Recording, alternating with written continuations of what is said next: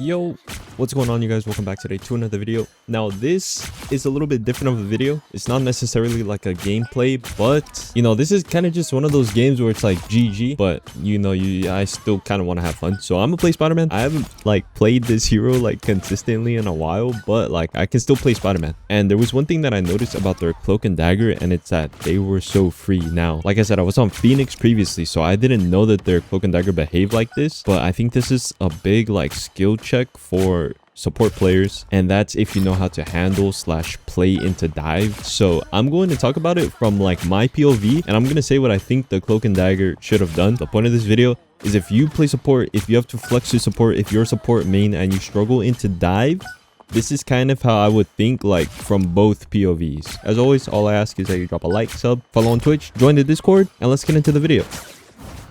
So right here, I'm kind of trying to find an engage, trying to like scout a little bit. They now know that I'm on Spider-Man, so okay, I kind of just go in like uppercut, do a little bit of damage.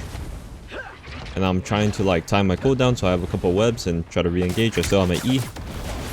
I got one. I get the gambit, but I also know like as soon as I go in, they're gonna look at me, so I get out. And right here, cloak and dagger, right? No bubble, so I want to engage the cloak because they have no bubble. But I also know like my team can't walk, so now I gotta get out.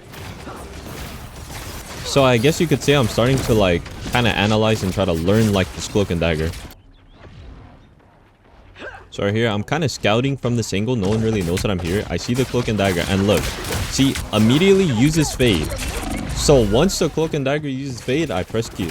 I kind of just was like super low. I could have waited a little bit longer.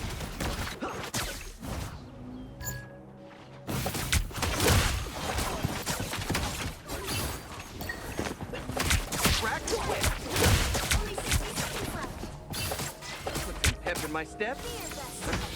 Uh-oh, it sure looks like a portal. Again, I see Hawkeye, but cloak and dagger is right behind. So right here, right? Immediately fade. That's like one cooldown baited. What's the other cooldown that they have? Is the bubble. So like this cloak and dagger just fades every time. If I was on cloak, I would be throwing my bubble first. But this cloak just immediately goes into cloak form and fades.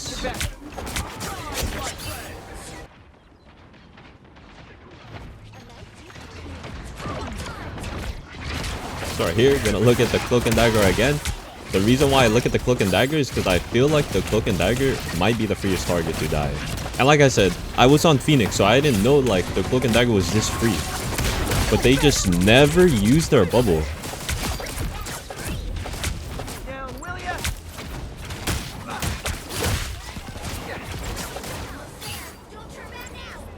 Probably could have stayed in a little bit longer right there.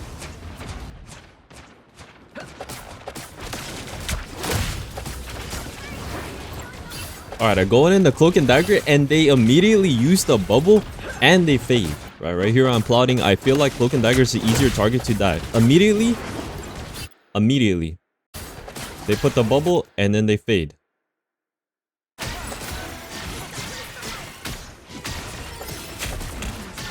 So now they have like no cooldowns. So now it's just free. Like this, look at this. 3-second cooldown, 5-second cooldown, 1-second. They don't have anything they can do to like save themselves. That's one of the things that contribute when you have a good dive like on your team. Like diving, I don't think is completely about getting a pick every time, but instead it's forcing out the cooldowns. And I think that's what happens when you play into like a better like dive player, someone who understands dive a little bit better. Like these heroes, like it's very easy to force out cooldowns with these heroes. Immediately throw out the bubble, and then they fade out of the bubble. Like surely we want to play in our bubble, so that's already 2 cooldowns wasted, and all I did was use a web and uppercut.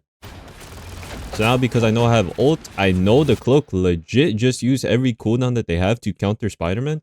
So now it's just a free ult. And I just try to immediately go in and ult because I know that the cloak has 0 cooldowns. So right here, right?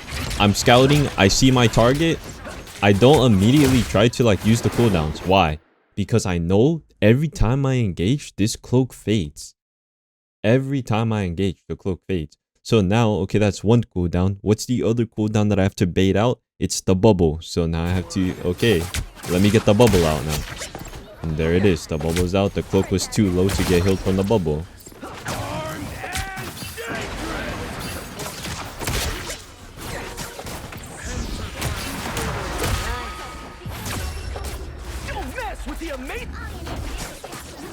So now we're in overtime.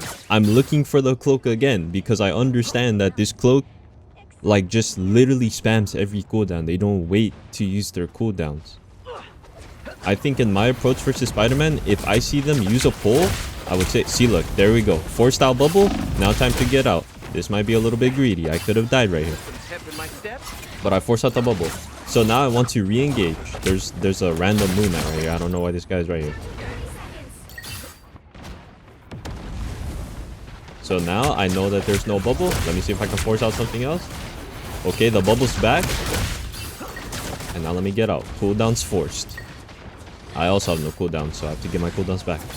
But yeah, like I said, it's pretty much one of those games where it's like, it's just GG go next type of game. But this is what I like understood playing Spider-Man into this specific cloak and dagger. I realized like during the match, like, yo, this person uses every cooldown. Like when we're playing support, we have to think about what cooldowns we're using, believe it or not. If you have another support, I think it's actually better to throw down the bubble and then just immediately look at your other support, and you two need to start healing each other. Whether you have to say it or not to your other support, like, hey, I'm getting doped by Spider-Man, that we need to heal each other when they engage. Something has to be said, like we need to look at our other supports. Also, I'm trying to target the cloak, one, because I feel like cloak is the easier like pick, and most of the time they were kind of like behind the team as well. They were literally the furthest in the back. I think most of the engages, they probably were the furthest in the back, which makes it like an easier target because they're more isolated. But I feel like if you ever have to play support, you want to think of the divers, what their kits are. It probably helps if you play dive yourself, so you understand like a little bit how the heroes work. But like, don't just spam all your cooldowns. If you spam all your cooldowns, you're gonna get picked every time, because a good diver is gonna know, okay, I forced out the bubble,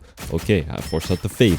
Now like this person is a pretty much free pick, but I have to try to go for the pick before they get their cooldowns back. So literally I think in these interactions, it's just who managed their cooldowns better. And I think it was a little bit too late to realize this, because I think my team had given up when I had already swapped to Spider-Man. But I think if we were more locked in, the way that the game was going, there was no shot that we full cap. I'm not gonna lie, there was no shot that we full cap and take it to overtime. But I feel like when you're playing support, you actually have to like save your cooldowns, manage your cooldowns. If you're playing invis, like, okay, do I want to save my shield for myself? When do I want to use my push? This and that. You can't just randomly be throwing out your cooldowns. Maybe like your shift, you could randomly throw those out. Same thing if you're playing like Rocket. We can't just double dash and then we have no more dash. We're a free pick now. All you're going to do is just hold right click to try to heal yourself.